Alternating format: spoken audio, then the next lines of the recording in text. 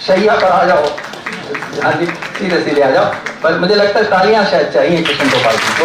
आप बहादुरगढ़ से आए हैं, बॉर्डर पार करके जो लोग कह रहे हैं किसानों ने रास्ता रोका हुआ है, कभी का रास्ता कोई नहीं रोक सकता। ये प्रमाण है कि ये बहादुरगढ़ से उस बॉर्डर को उस किसानों को पार करके आए। मैं ये साबित करने ही आया हूँ कि मैं बब्बर के सामने भी खड़ा हो सकता हूँ। और बब्बर किसे कहते हैं आप जानते हैं? मुझसे पहले एक अधिवक्ता बोल रहे थे, अधिक वक्ता बोल चुके हैं, मैं भी कोशिश कर रहा हूँ। और खास बात यह है कि मुझसे पहले जो एक कवि थे वो अपना नाम बता रहे थे, घमंडीलाल अग्रवाल। मुझे इसका कोई घमंड नहीं है कि मैं बाल कवि हूँ, क्योंकि बालों की तो हालत घमंडीलाल जी ये हो गई है कि छुपा के रखने पड़ते हैं। और मुझसे पहले वाले जो बोल के गए हैं वैसा ही हाल कुछ मेरा भी है। तो उससे अगली बात ये भी है कि आज मैं टीवी पर यहाँ आने से पहले कार्यक्रम देख रहा था, ज्योतिष का 2021 का भविष्यफल बताया जा रहा था। मेरी राशि के बारे में बात की गई तो बड़ी दिक्कत ये हुई कि उसमें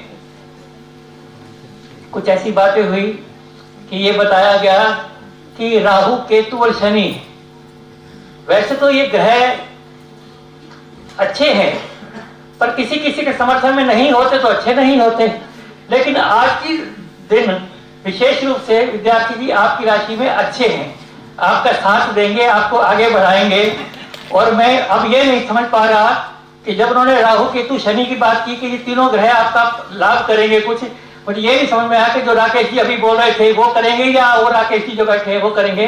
क्योंकि राकेश, आप देखें, रा से राहु, के से केतु और श से शनि, तीनों ही आज बड़े पंडाल में मिल गए हैं। देखें क्या होता है। और बात हो रही है हिंदी की, तो सरस्वती वंदना तो हो चुकी है लेकिन फिर भी करूंगा। ये इसकी प्रेरणा मुझे उस तलवार से मिली है जो राकेश बेदी जी को भी थोड़ी देर पहले भेंट की गई थी। मेरी वंदना ऐसी ही होगी, क्योंकि ना मैं वैसी वंदना जो आमतौर पे करते हैं कि मुझे सुर दे, ज्ञान दे, ताल दे, संस्कार दे, मैं ऐसी वंदना मां सरस्वती से भी नहीं करता। मैं तो बहादुरगढ़ से आया हूँ, तो बहादुरी की बात तलवार से और कलम से दोनों से होती है। बहरहाल वो तो मैं बाद में सुनाऊंगा, लेकिन मैं अपनी एक बहुत पुरानी रचना की 4 लाइनें सुना रहा हूँ। वो ये है, पुरानी क्यों है वो आप समझ लेंगे कि प्रथम नागरिक देश का देता जब संदेश, प्रथम नागरिक देश का देता जब संदेश, सच कहता हूं तब मुझे होता कष्ट विशेष, होता कष्ट विशेष, शेष है ये अभिलाषा। राष्ट्रपति तो बोले अपने राष्ट्र की भाषा,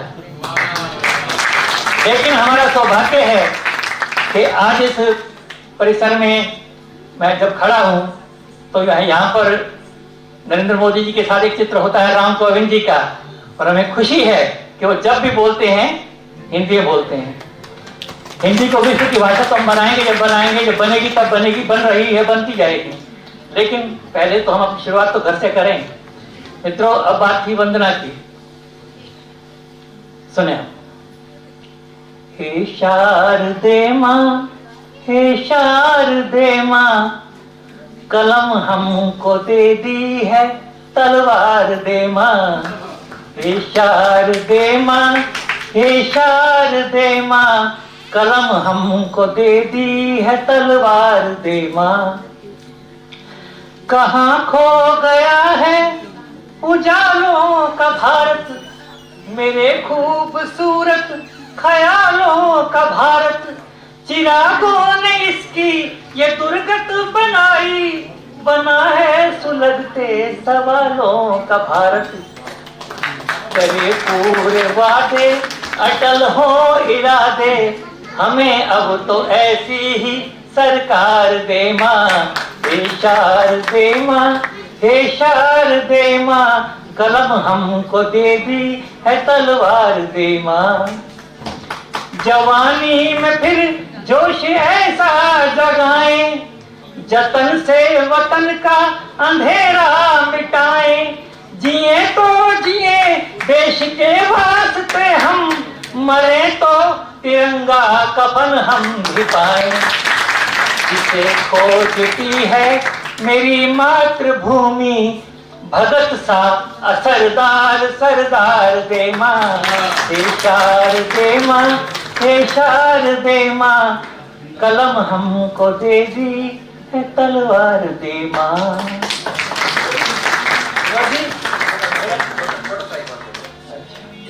एक बात मैं और बता दूं राकेश जी, आपने अनेक फिल्मों के गीत लिखे हैं, मनोज कुमार जी तो आपके खास। मैं बताऊं, मैं आपके नाम बहुत झूठ बोलता हूँ, इनके सामने नहीं बोलूंगा। मेरी बॉम्बे आना जाना होता है, फिर कभी राकेश जी से मुलाकात होगी कि मनोज जी से जरा मिलना था तो चलो मिलते हैं। मैं कहूंगा कि मनोज जी से मिलवा सकता हूँ, लेकिन उनसे ये मत पूछना कि मैंने आपकी किस फिल्म के लिए गीत लिखे हैं।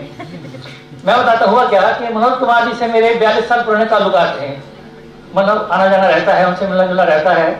2001 में वो एक फिल्म बना रहे थे जिसका जो विषय था भगत सिंह था। भगत सिंह का रोल वो पहले कर चुके थे शहीद फिल्म में, और कुणाल को वो चला नहीं पाए। आप जानते हैं कि कुणाल ने कई फिल्मों में काम किया लेकिन वो बात बनी नहीं।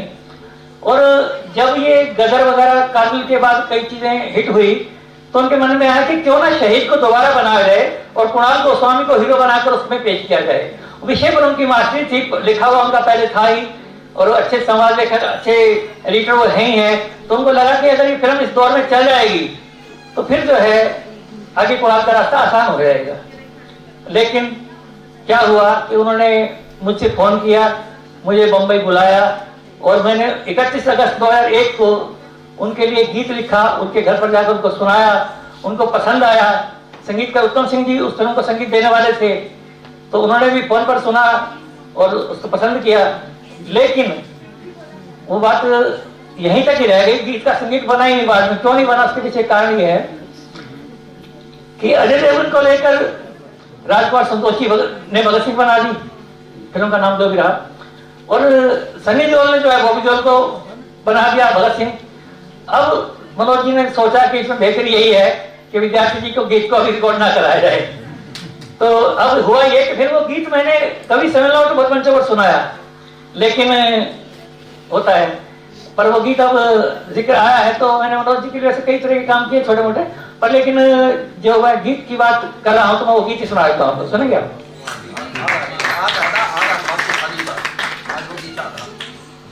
आपको क्या पता कितना लंबा है? मैंने इस गीत पे राकेश जी, मैंने इस गीत के 150 चिन्ह लिखे थे जिसमें उन्होंने 75 पसंद किए थे। मैं अब 37 सुनाऊं कि 38 सुनाऊं? अब ये नहीं, 3 तो सुनाऊंगा कम से कम, 3 तो सुनाऊंगा, और इनको मत बताना कि 3 ही लिखे थे।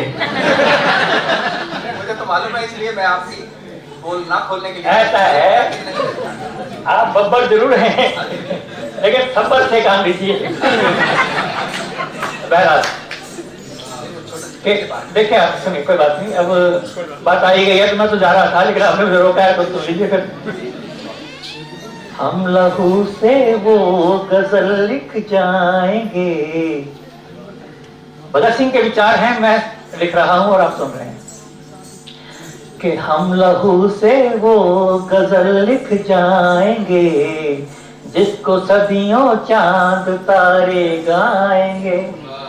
हमने काटी जाग कर रातें बहुत, अब सितमगर भी नहीं सो पाएंगे।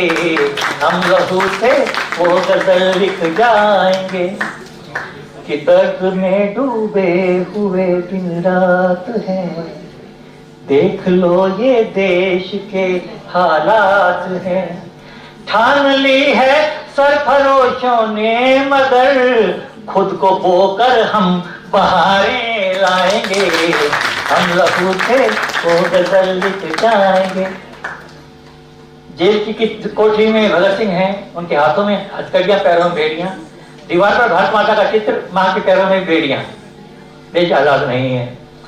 मां को संबोधित करते हुए, बेड़ियों को इंगित करते हुए भगत सिंह कहते हैं कि चैन गुम है, लापता आराम है, जिंदगी क्या बेड़ियों का नाम है। मां कसम तेरी तेरे लाडले, सर कटा कर भी इन्हें कटवाएंगे। हम लहू से वो गजल लिख जाएंगे। भगत सिंह, सुखदेव, राजपूत तीनों बलिवेदी की ओर जा रहे हैं। बाकी कैदी उनको देख के आंसू आ रहे हैं, जानते हैं कि अंतिम दर्शन है, इन्होंने केवल जाना ही जाना है, वापस नहीं आना है। तो उनकी आंखों के आंसू भाग कर भगत सिंह उनको संबोधित करते हुए कहते हैं कि खुश रहो अहले वतन, चलते हैं हम, फिर मिलेंगे, फिर यहीं लेंगे जन्म, जिंदगी भर गाया वंदे मातरम, हम सलीबों पर भी इसको गाएंगे, हम लहू से वो गजल लिख जाएंगे। जोरदार करतब ध्वनि।